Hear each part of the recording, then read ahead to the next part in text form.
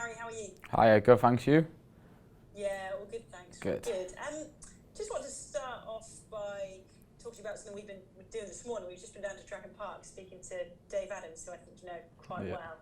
He's been telling us all about the player pathway and how 80% of the Welsh squad is made up of players that have followed that pathway. I wondered if you could give us an insight into what that's been like, and the sort of setup that the Welsh FA now has, and that I guess you sort of grew up playing it. Yeah, that journey starts, I think I was about 14, 15, when I first went for like my first trial, if you like. I think the North Wales lads, which obviously I was involved in, we were up at TNS, and then you train for a couple of days or a few sessions. Then you have a game against the South Walian lads, and then you move up to the Victory Shield, which is obviously under 16, and that's the first time really that that you pull on your country shirt. It's live on Sky, or it was when I was there. So that's obviously a massive moment, because it's the first time a lot of the lads have played on TV. See millions watching. You want to do your country proud. So that's the first step, and then from there you move your way up through the age groups into the Euros, the under 17s, under 19s, and then 21s, and then like you said, if you're lucky enough, you play for the seniors as well. So to have been through all the stages, all the age groups, it's something I'm proud of. Yeah, it's been quite a journey for yourself. And one man who would have been across that would have been Rob Page, wouldn't it? Because he was coaching some of the unders. To have him there at the tournament with you, what's that like, and with your teammates that you've come through this pathway with? Yeah, I think a lot of the lads here have played with each other from a young age. I know Joe Morrell, DJ, we've played together since we were 14, 15, so we know each other's games well. And then, yeah, like you said, having Paige here as well, who's coached a lot of us lads in the lower age groups. He knows what kind of lads we are, what kind of players. So yeah, to have him here with the first team it's obviously great, because he knows us inside out. And then, like I said, the senior lads who've been around ages, they know each other's games, and I feel that's why we're such a close knit squad. It's because everyone's been around each other for a while. And that togetherness is going to be key on Wednesday, isn't it? We've seen it well documented. There's going to be quite a lot of Turkey fans in that stadium. How are you feeling about that? And do you think that togetherness is going to be something that can maybe turn it in your favour in some way? Yeah, of course we're going to use the togetherness that we've got in the squad to get us through that game. But I see, like you said, the thousands of Turkey fans that are going to be there as a positive, because this last 12, 18 months has been a lot different, playing with no fans. It's the atmosphere there hasn't been an atmosphere. So I know the Turkish fans, they're loud, they're passionate, so they're going to make all the noise in that for them. And yeah, it'd be fantastic if we can quiet them down, and come away with the positive result we want. Yeah, well, best of luck with it, Harry. We'll be watching and cheering you on. Thank you. Cheers. Michelle, get interviews.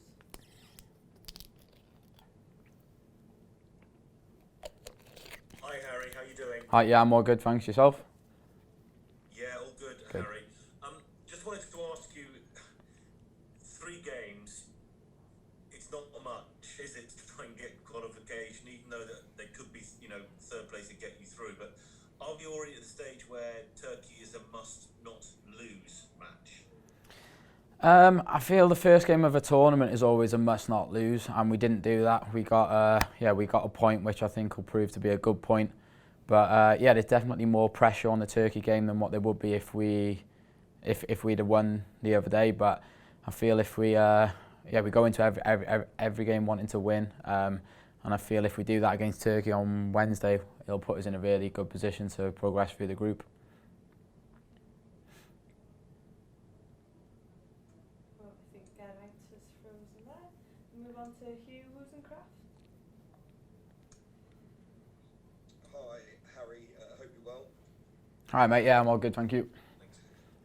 A few weeks ago, Rob Page told us a few weeks ago that he basically in his mind selected his starting 11 for that first match against Switzerland. And as one of the people who's probably most unlucky to have missed out on that starting 11, I wonder, does it affect your feelings or your confidence at all? It doesn't affect my confidence. I was massively disappointed not to start, and like every player who wasn't, I certainly want to play every game, and yeah, I felt I was in a good position. I've finished the season well at club level, and I feel the last few games for Wales, I feel I've played well and done a good job in the position I've been asked to play.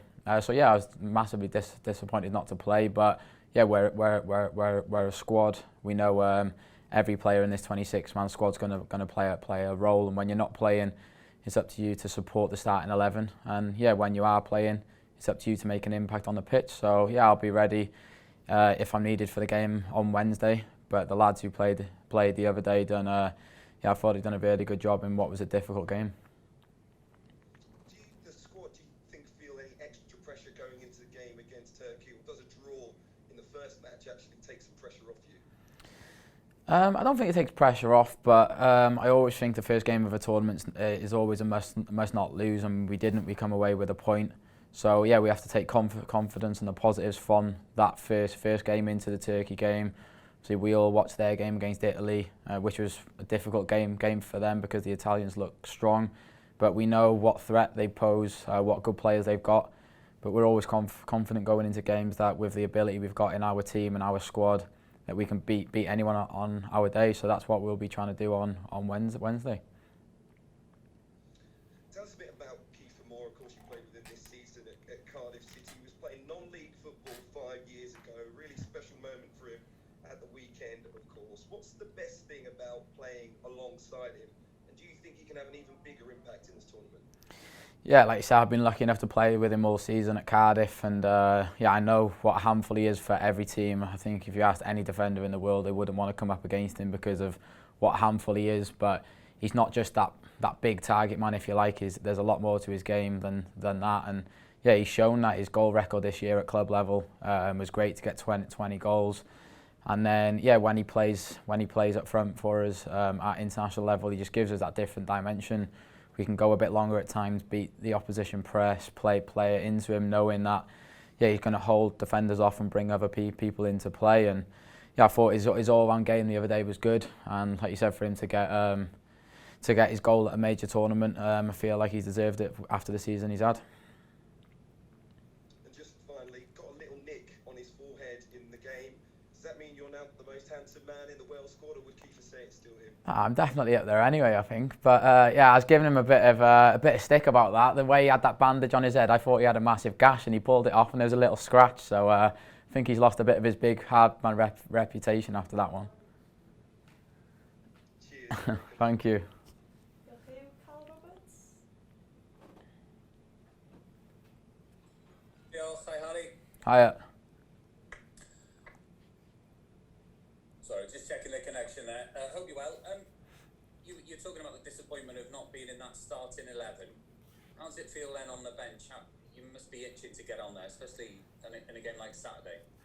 Yeah, definitely. When you're not starting, you're always in that mindset that you can come on at any stage, so you've got to be ready. You never know if there could be an injury in the first minute, or you might be coming on in the 90th just to see the game out or try and get us a late goal. So you've always got to be switched on. You can't just, because you're on the bench, sit back and enjoy the game. You've got to make sure your mind's always on it. And yeah, I felt in the game the other day I was ready to come on. I felt it was a game I could have impacted, and before we got the goal, the game had maybe gone a little bit dead. But then after the goal, I thought we were the team that was going to push on and get the second. So yeah, your job as a sub is to make sure you're always ready to go on and affect the game.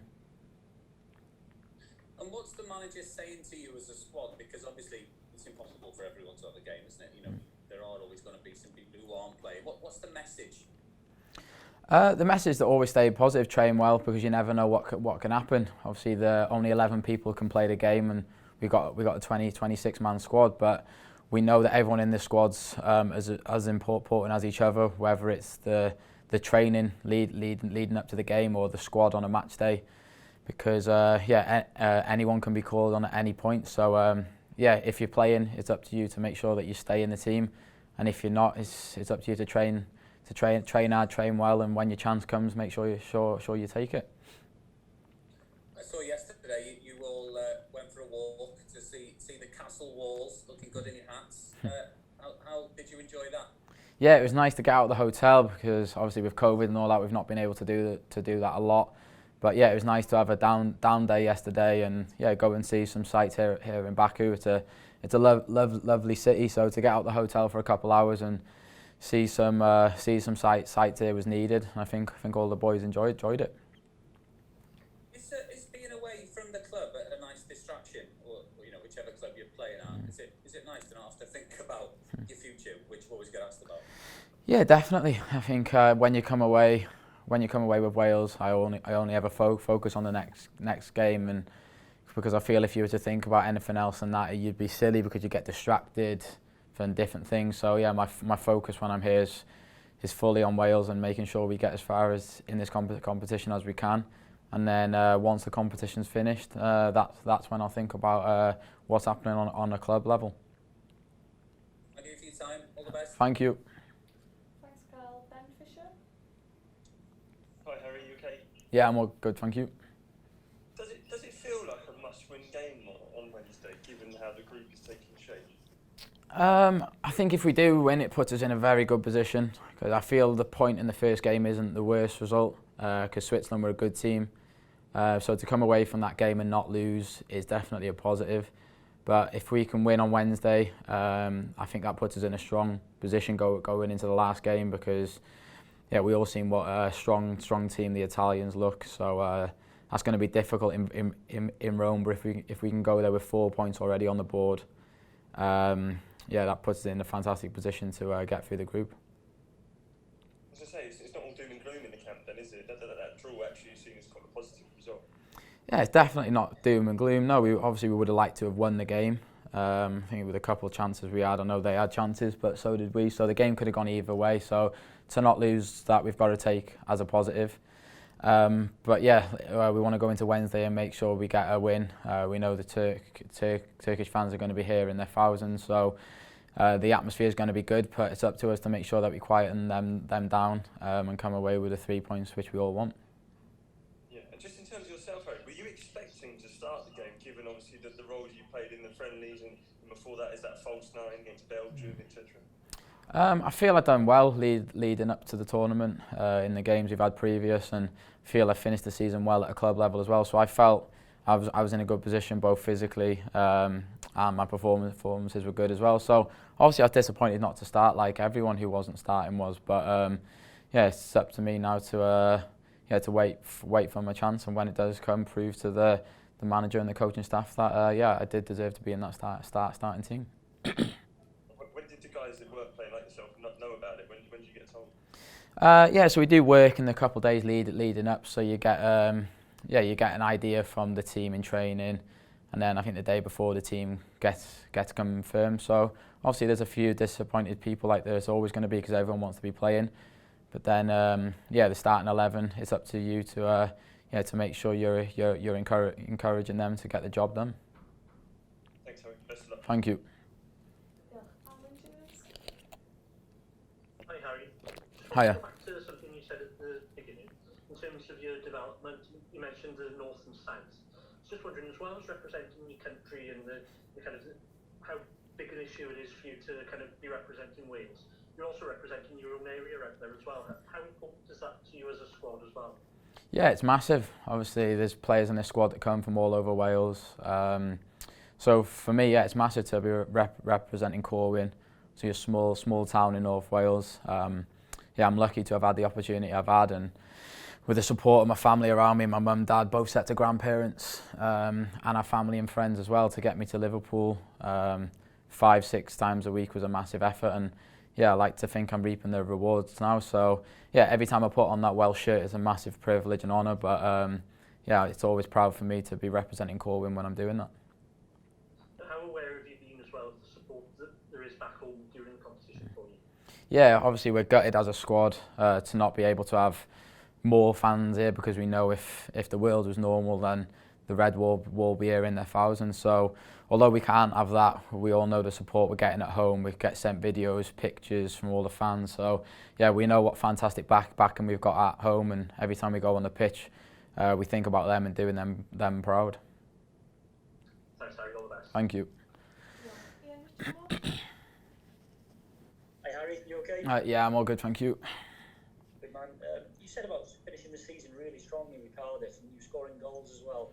Just in terms of the year as a whole, how did you find it there? And there's some tough moments in there as well. That sort of Mick McCarthy having words with you. What was it like working with him, and what was the loan like overall? Yeah, going into the season as just been, I had the Euros in my head. I knew that was coming at the end of the season, so I knew I had to be somewhere where I was going to play regular football, make sure I had the minutes that I wanted. I knew being at Liverpool, I wasn't going to get that.